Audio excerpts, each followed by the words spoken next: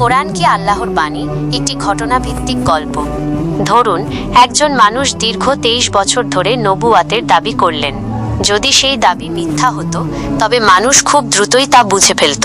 কারণ এত লম্বা সময় ধরে মিথ্যা প্রচার চালানো এবং নিজেকে সৎ প্রমাণ করা সম্ভব নয়। হযরত মুহাম্মদ শাহের সময় কোরআন বিভিন্ন ঘটনা উল্লেখ করেছে, যেগুলোতে ঐতিহাসিক প্রমাণও ছিল না।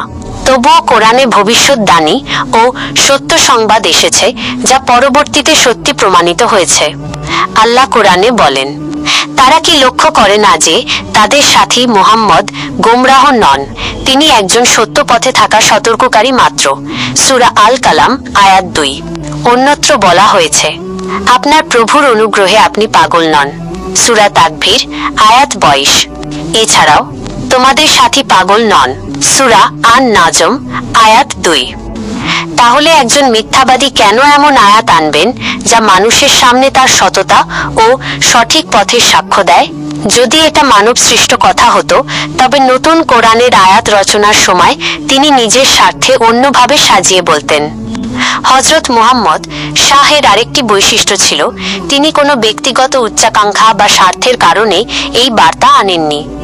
বরং ইতিহাস সাক্ষ্য দেয়, তিনি একজন নিরক্ষর মানুষ ছিলেন এবং জীবনে কোনো কিতাব পড়েননি বা লেখেননি।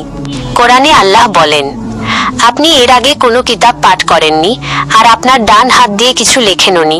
যদি তাই করতেন, তবে মিথ্যাবাদীরা সন্দেহ করার সুযোগ পেত। সূরা আল আনকাবুত আয়াত 48। এ থেকেই স্পষ্ট হয়, তিনি শিক্ষিত ছিলেন না, কোনো শিক্ষক বা গ্রন্থ থেকে শিক্ষা নেননি।